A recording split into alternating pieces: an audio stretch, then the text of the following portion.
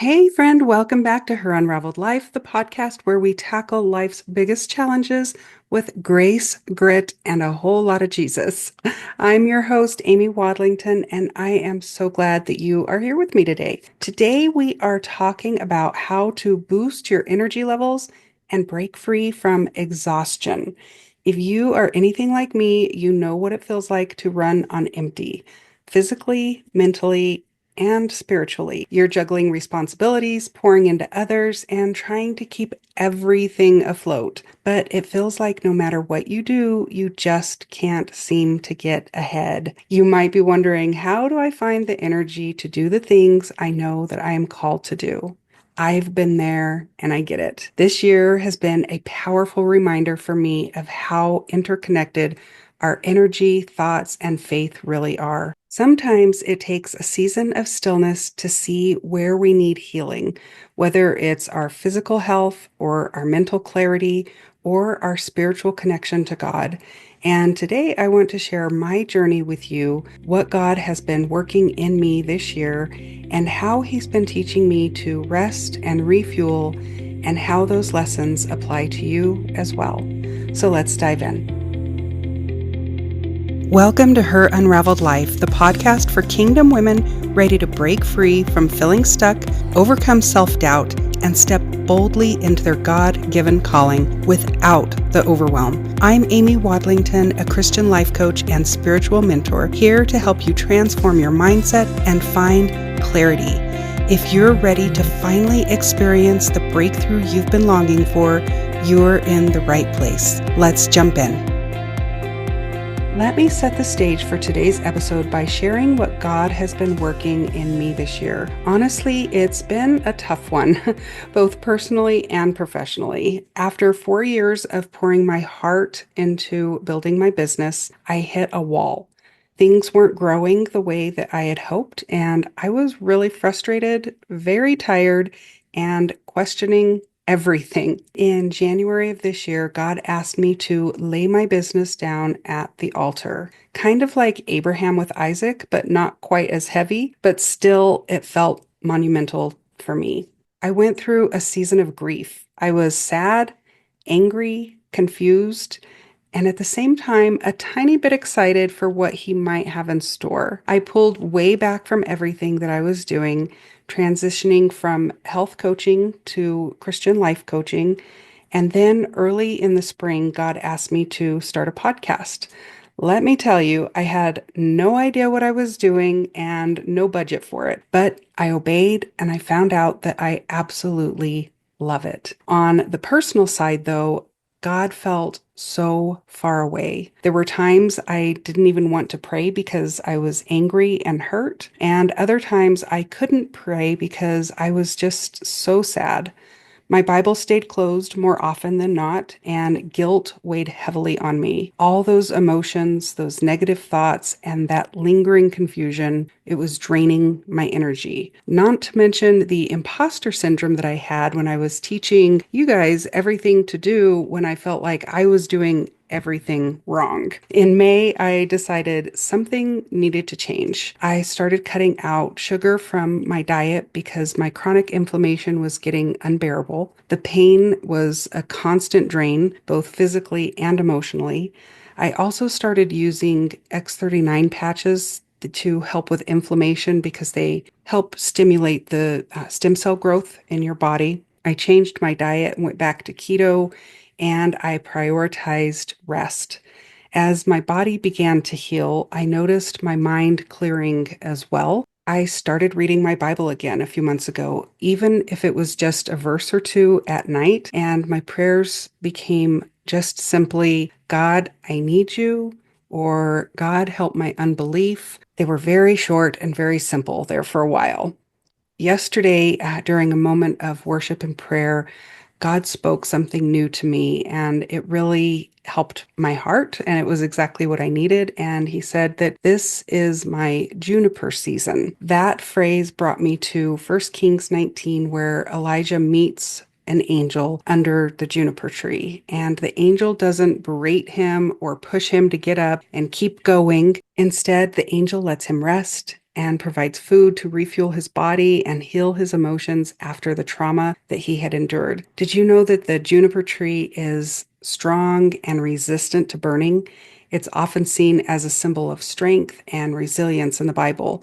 That's what this year has been for me, a season to settle my mind, to heal my thoughts and my emotions, and to rebuild my strength and energy for what's coming next. I know podcasting is definitely a part of what God has for me, but I also feel like there will be another pivot in my business, probably around mid 2025. I'm not really sure yet. And I'm finally okay with just waiting and trusting Him. This year, even though it's been quieter and less stressful, has been about letting God refuel me so that I can be ready for whatever He calls me to next. Now, let's transition into today's topic, which is boosting energy levels. This year has taught me just how draining life can feel, but also how much better it can be when we focus on healing physically, emotionally, and spiritually. So let's dive into how you can reclaim your energy too. Number one is asking what's really draining your energy. We want to get real about what is draining your energy. I'm not just talking about how much sleep you're getting, though that is a piece of it. I'm talking about those sneaky little things that sap your energy without you even realizing it.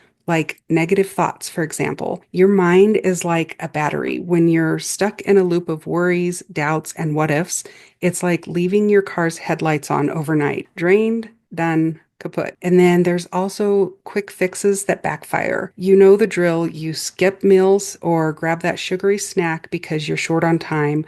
But instead of boosting your energy, it's like pouring water into a bucket full of holes and you end up crashing. And then the third would be overcommitting.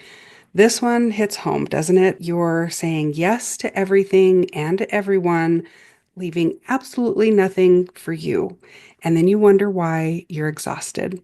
Recognizing these patterns is the first step to breaking free. So now that we know what's draining your energy, let's talk about what to do about it. And so number two would be simple, life-giving energy shifts. So here's the thing. You don't need to overhaul your entire life to start feeling better. Small, intentional changes can have a huge impact. Here are a few that have worked for me and the women that I coach.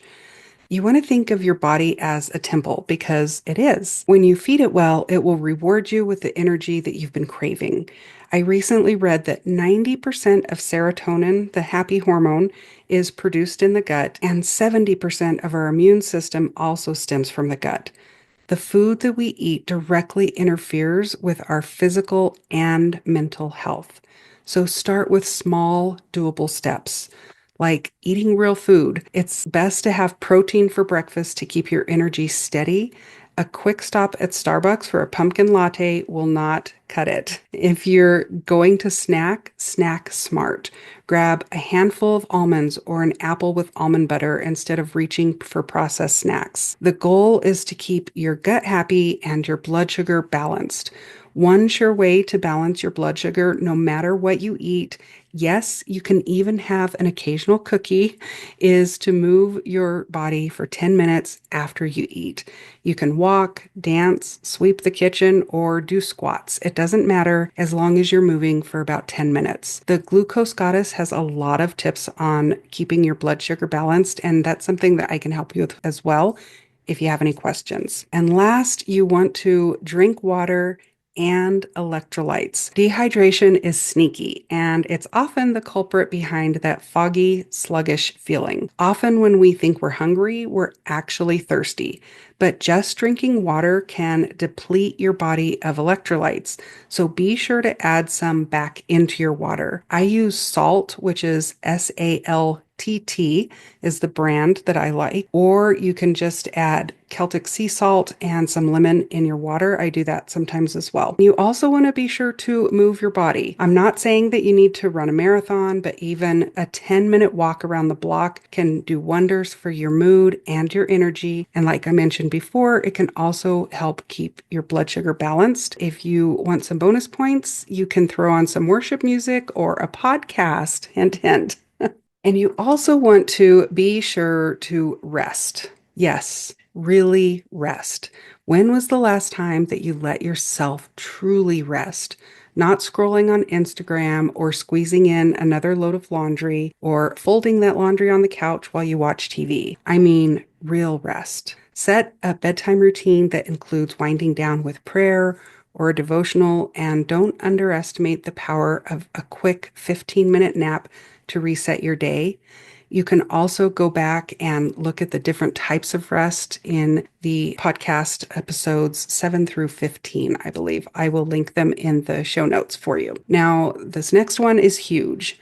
Your thoughts have the power to either fuel your energy or drain it. If you're constantly telling yourself, I am so tired, guess what? You're going to feel tired. But if you replaced that with, God is my strength and he renews me every day, can you feel the difference already? Here's a quick exercise for you. Write down one negative thought that you've been telling yourself lately. Now find a truth from God's word to replace it with, and then speak that truth out loud every day this week. Write it down on a sticky note and put it on your bathroom mirror where you won't miss it. If you're looking for more guidance with this, I've created a free resource just for you, the ultimate guide to go from stuck to empowered. It's packed with guided prayers, biblical affirmations, and even tools for goal setting and habit tracking to help you walk through this step by step. You can grab it through the link in the show notes and start transforming your mindset today. God did not call you to live a life of constant exhaustion. He called you to live abundantly. And it starts with taking control of your thoughts. And then last, number 3 is trust God with your energy. Isaiah 40:31 says, "But those who hope in the Lord will renew their strength. They will soar on wings like eagles. They will run and not grow weary. They will walk and not be faint." Isn't that such a beautiful promise? You were not designed to carry all of this on your own. When you're feeling depleted, lean into God and let Him be your source of strength, peace, and renewal. And it might just be a season of sitting under the juniper tree and allowing the angels to allow you to nap and have a snack. Okay, friend, let's recap. Today we talked about identifying what's draining your energy, small but powerful changes that you can start making today, and the importance of taking your thoughts captive and leaning on God for strength. Your next step is to pick one thing from today's episode and try it this week. Maybe it's adding in more protein to your breakfast, or maybe it's setting a bedtime routine. Whatever it is, start small and stay consistent. You can jump into our Facebook community and share with what you're doing so that we can support you. I would love to support you in that. I'll put a link in the show notes for the Facebook group. And I just want to remind you that you've got this. You are not alone, and I am cheering you on every step of the way. If today's episode resonated with you, I want to ask you a favor. Share it with a friend who might need a little energy boost too. And if you're ready to go deeper, let's chat. I offer one-on-one coaching to help women just like you break free from overwhelm and step into their God-given calling. You can book a free call at the link in the show notes, and we can do a breakthrough session together one-on-one. Let's work together to create the abundant life that you were created to live. Thank you so much for spending time with me. Stay energized, stay encouraged, and remember, you've got this because God's got this. Until next time.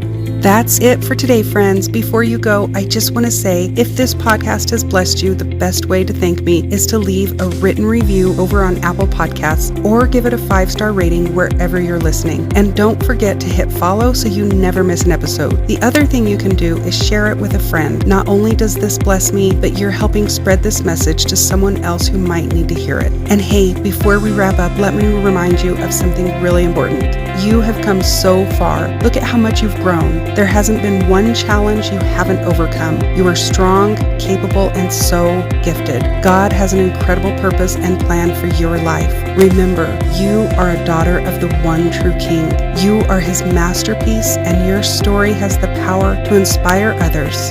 Be proud of the woman you are and the one you are becoming. And don't forget, you didn't go through everything you've gone through for nothing. These tests will become your testimony. Your mess will become your message. You were born for such a time as this. Thank you so much for being here with me today. Until next time, friend.